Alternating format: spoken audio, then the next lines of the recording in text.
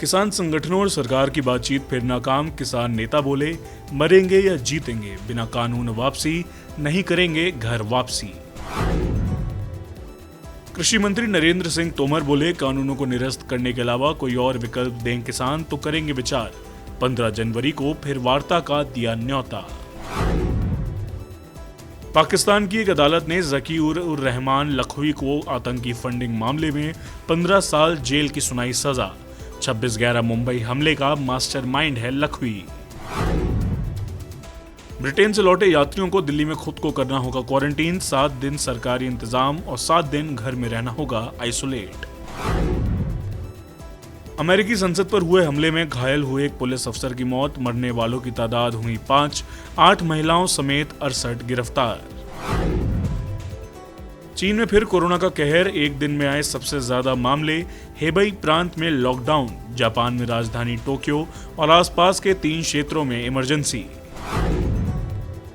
Corona टीकाकरण को लेकर देश के हर जिले में शुरू हुआ ड्राई रन। स्वास्थ्य मंत्री डॉक्टर हर्षवर्धन बोले, जल्द शुरू हो जाएगी वैक्सीन की आपूर्ति। बर्ड फ्लू को लेकर केंद्र ने जारी किया अलर्ट। सभी राज्यों को सतर्क रहने को कहा।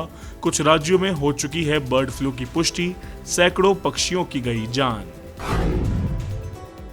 और सिडनी टेस्ट के दूसरे दिन भारत ने 2 विकेट खोकर बनाए 96 रन। सलामी बल्लेबाज शुभमन गिल ने जड़ा अर्धशतक।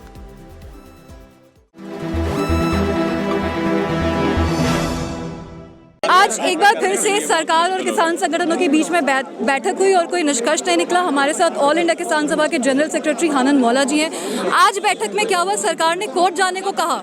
सरकार पहले बोला तो समझाने का कोशिश किया, हम तो स्वीकार नहीं किया रिपील के अलावा कोई बात। तो बोला कोर्ट में चलो, मामला 11 तारीख आएगा। हम बोला कोर्ट में हम नहीं जाएंगे। एक किसान के साथ सरकार का सीधा मामला है, एक कोर्ट का, इसके हमारे कुछ कही नहीं, कोई कानूनी बात नहीं है। तो इसलिए आप स्वीकार करो तो अच्छा है। नहीं, हम लोग चर्चा किया, बहुत लोग से बोल रहे हैं अच्छा है। हम तो जो लोग अच्छा बोल रहे हैं आप उसके साथ जाओ। हम इसको अपना मौत का परवाना मानते हैं। हम इसके खिलाफ लड़ेंगे, आखिर तक लड़ेंगे जब तक इसको हम रिपील नहीं करेंगे। यही बोला। आखिर में बोला जो ठीक है, हमारा आंदोलन का कार्यक्रम है वो चालू रहेगा। 26 तारीख दिल्ली और हर राज्यों के कैपिटल में किसान का जो पैरेड है वो पैरेड होगा और जोर शोर से होगा और हम आंदोलन जारी रखेंगे। सरकार नहीं मानेंगे तो हम लड़ेंगे और लड़ के मरेंगे। ऐसा ही तो मरना है, तो नहीं मरने से लड़ के मरेंगे। और जो दूसरी एक मुख्य मांग थी एमएसपी पे कानून की, क्या उस पे बात हुई? कोई चर्चा नहीं। आज की बातचीत ये कृषि कानूनों को रद्द करने को लेकर के लिए और कोई समझौता नहीं हो पाया। तो अगली बैठक 15 तारीख को है, अब उसमें क्या उम्मीद होगा? कोई उम्मीद हमारा ज्यादा नहीं है। हम तो ऑलवेज बोलते हैं we hope for the best, prepare for the worst, that is the. और ये धरना जो है वो जारी रहेगा तब तक, आंदोलन जारी रहेगा और उसमें तेजी लाई जाएगी। तो किसान संगठनों का कहना है कि आज भी सरकार के साथ में बातचीत में निष्कर्ष नहीं निकला है और ये भी कह रहे हैं कि 15 तारीख को जो बैठक होगी उसमें भी कोई खास उम्मीद नहीं है। सरकार ने आज किसानों को कहा कि सुप्रीम कोर्ट में जाएं, लेकिन किसानों ने इसके लिए मना कर दिया। उन्होंने कहा कि सरकार को जो ये कानून है इन्हें रद्द करना चाहिए और अभी जो है वो डेडलॉक बना हुआ है। अंजलि ओझा, गो न्यूज।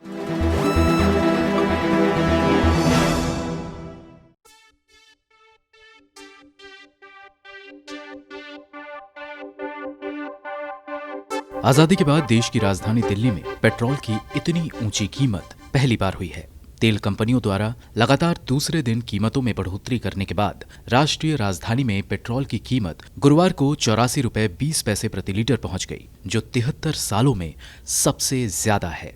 वैसे तो पेट्रोल और डीजल ऐसी चीजें हैं जिसके दाम कभी स्थिर नहीं रहते, लेकिन अंतर्राष्ट्रीय बाजार में कच्चे तेल की कीमतों में भारी कमी के बावजूद आम आदमी के लिए कीमत में ये बेतरह इजाफा लोगों की समझ से बाहर है। आखिर क्या कारण है इसका और कैसे आप तक पहुंचते पहुंचते पेट्रोल डीजल की कीमत 3 गुना बढ़ जाती है? आइए समझते हैं। सबसे पहले तो आप ये जान लें कि भारत अपनी जरूरत का 85% से ज्यादा पेट्रोलियम आयात करता है, यानी दूसरे देशों से खरीदता है। विदेशों से आने वाला कच्चा तेल प्रति बैरल के हिसाब से खरीदा जाता है। एक बैरल में करीब 159 लीटर होते हैं। ये कच्चा तेल रिफाइनरी में जाता है, जहां से पेट्रोल, डीजल और दूसरे पेट्रोलियम प्रोडक्ट अलग किए जाते हैं।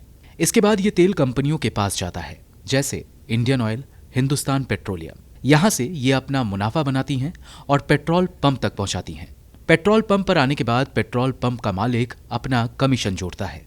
केंद्र और राज्य सरकारों की ओर से लगने वाला टैक्स जोड़कर कुल कीमत तय की जाती है। इस तरह 25 रुपए प्रति लीटर की दर से सरकार को मिलने वाला पेट्रोल आम आदमी तक पहुंचते पहुंचते 80 रुपए से ज्यादा का हो जाता है।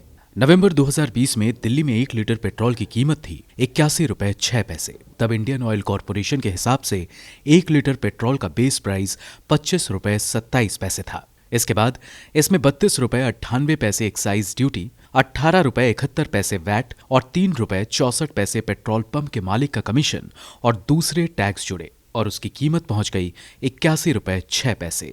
वहीं पेट्रोल की तरह ही डीजल की बेस प्राइस भी 25 रुपए है। नवंबर 2020 को दिल्ली में 1 लीटर डीजल का बेस प्राइस 25.42 रुपए था। इस पर 33 पैसे का किराया लगाया गया। इसके बाद 31 रुपए 83 पैसे एक्साइज ड्यूटी, 10 रुपए 36 पैसे वैट और 2 रुपए 52 पैसे पेट्रोल पंप के मालिक का कमीशन जुड़ा और कीमत हो गई 70 रुपए 46 पैसे। पेट्रोल और डीजल के दामों से केंद्र और राज्य सरकारों की भी अच्छी खासी कमाई होती है। केंद्र सरकार पेट्रोल डीजल की कीमत पर एक्साइज ड्यूटी लगाती है। मई 2014 में मोदी सरकार आने के बाद से अब तक कई बार एक्साइज ड्यूटी घट और बढ़ चुकी है, जिसमें घटने की संख्या बढ़ने के मुकाबले बहुत कम है। यही वजह है कि कच्चे तेल की कीमतें कम होने के बाद भी पेट्रोल डीजल की कीमतें कम नहीं होती। आंकड़ों के अनुसार 1 अप्रैल 2014 को पेट्रोल पर सरकार 9 रुपए 48 पैसे की एक्साइज ड्यूटी लगाती थी और डीजल पर 3 रुपए 56 पैसे की। पर 6 मई 2020 के आते आते पेट्रोल पर एक्साइज ड्यूटी 32 रुपए 98 पैसे हो गई और डीजल पर 31 रुपए 83 पैसे। Petroleum planning and analysis cell यानी पीपीएसी के मुताबिक सरकार ने पेट्रोलियम प्रोडक्ट्स पर लगने वाली एक्साइज ड्यूटी और अलग अलग टैक्स के जरिए कई लाख करोड़ रुपए की कमाई की है। ये कमाई और ज्यादा होती अगर कोरोना नहीं आया होता और लॉकडाउन ना लगा होता। अगर 2014 से सरकार की कमाई गिनी जाए तो वो कुछ इस प्रकार है।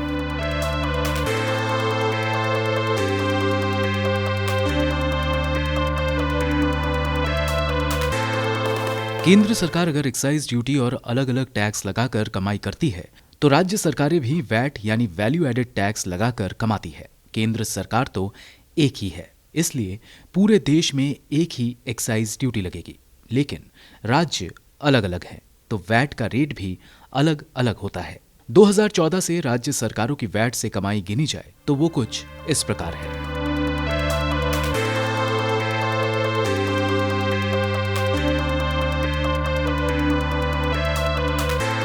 तो ये है कच्चे तेल की कम कीमत के बावजूद आम आदमी के लिए महंगे पेट्रोल डीजल के पीछे का तिलिस्म।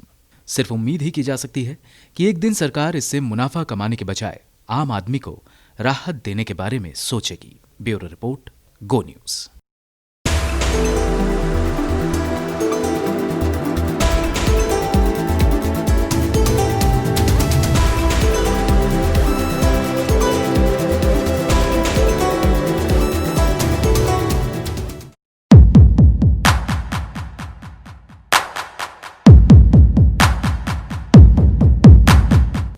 आज प्रियंका जी के साथ काफ़ी लंबी वार्ता हुई जिसमें ये सरकार की जो नकारात्मक नीति और नीयत है उसके बारे में विस्तार चर्चा हुई। ये भी हुई कि ये सरकार तरीक पे तरीक क्यों डाल रही है, इसके पीछे उसकी क्या जो मंशा है, ये क्यों डिले कर रही है।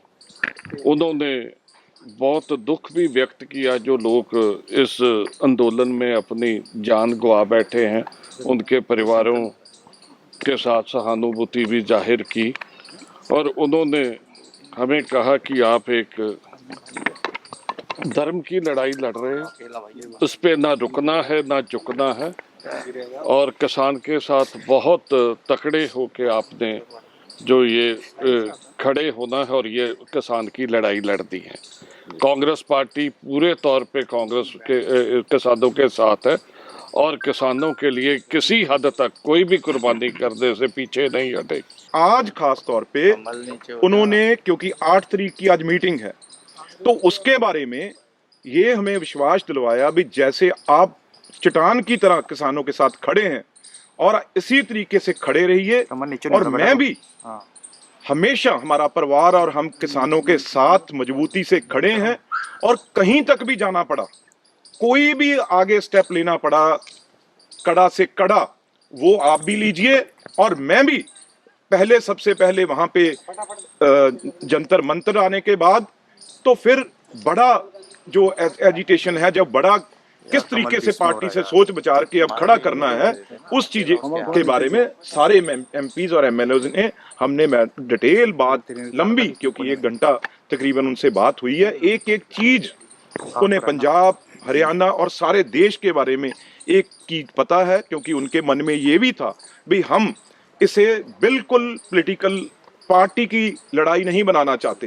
देखो कितनी बड़ी बात है, अभी चाहे कुछ भी हो, पर हम इसमें पार्टी का जो है वो इशू नहीं बनाना चाहते। इसे हमें भी बोला, पहले दिन से बोला था भी आपने किसानों की लड़ाई लड़नी है और इसी तरीके से आगे इसे बढ़ाना है। और मैं भी, चाहे राहुल जी हो, मैं हूं, लगातार कोई भी किस हद तक जाना पड़े ये तीनों बिल वापस लेने के लिए।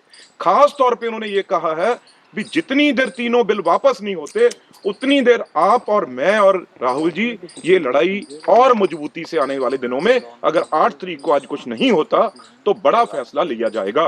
उनका ये भी कहना था भी आज तक, क्योंकि किसान जथेबंदियां लगे हुई थी ये लड़ाई लड़ने, अगर आज फैसला कोई नहीं हुआ तो इसमें बड़ा फैसला कांग्रेस पार्टी और प्रियंका जी, राहुल जी लेंगे, और जो बहुत बड़ा फैसला होगा और वो सरकार को हिला के रख देगा, ये मैं आपके बता दूं। और किसानों के लिए वो जीत का झंडा उस दिन गड़ेगा। इतना बड़ा फैसला कांग्रेस पार्टी और राहुल गांधी और प्रियंका गांधी जी ने जो हमसे बात की है, ये बड़ा फैसला आने वाले दिनों में लिया जाएगा, जिससे सरकार हिल जाएगी।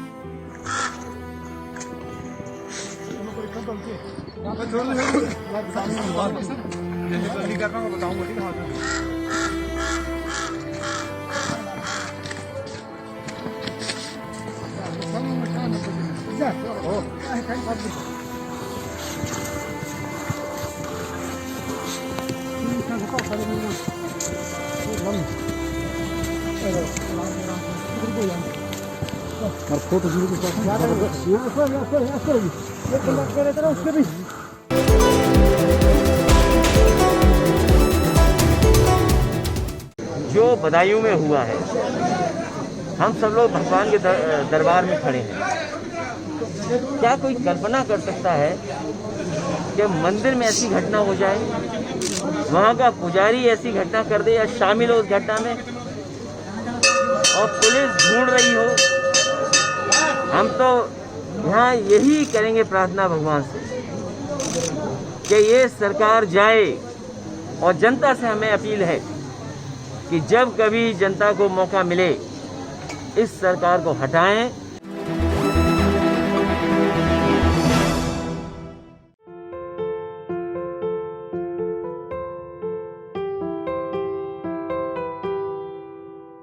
इक्कीस साल की उम्र में डॉक्टरों ने हॉकिंग से कहा था कि वे दुनिया में महज 2 साल के मेहमान हैं, लेकिन अपनी इच्छा शक्ति के बूते हॉकिंग 76 साल की उम्र तक जिए और ब्रह्मांड के रहस्यों में सेंध लगाकर दुनिया को हैरान करते रहे।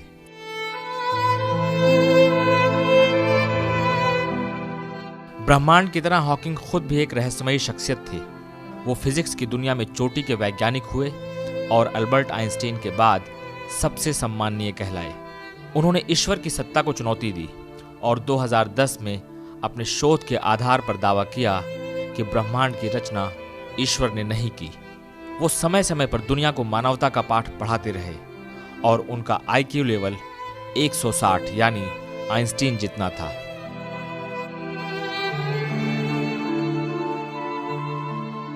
हॉकिंग 40 साल से व्हीलचेयर पर थे और उनके शरीर की सभी मांसपेशियों ने 5 साल पहले से काम करना बंद कर दिया था। वो सिर्फ अपने गाल की मांसपेशी के जरिए और चश्मे पर लगे सेंसर को कंप्यूटर से जोड़कर बातचीत कर पाते थे। दुनिया से विदा लेने से पहले हॉकिंग ने theory of relativity, black hole और बिग बैंग थ्योरी के कई रहस्यों में सेंध लगाई और विज्ञान की तरक्की के सफर को आगे बढ़ाया। स्टीफन हॉकिंग को 1963 में पता चला कि वो एक ऐसी लाइलाज बीमारी मोटर न्यूरॉन से पीड़ित हैं जिसमें शरीर के अंग धीरे धीरे काम करना बंद कर देते हैं। लेकिन हॉकिंग ने इस बीमारी को ही अपना हथियार बना लिया। BBC संवाददाता टिम मफेट को दिए एक इंटरव्यू में उन्होंने कहा था, मैं यह स्वीकार करता हूं कि मैं अपनी बीमारी के कारण ही एक उम्दा वैज्ञानिक बन पाया। मेरी अक्षमताओं की वजह से ही मुझे ब्रह्मांड पर किए गए मेरे शोध के बारे में सोचने का समय मिला। भौतिकी पर किए गए मेरे अध्ययन ने यह साबित कर दिखाया कि दुनिया में कोई भी विकलांग नहीं है।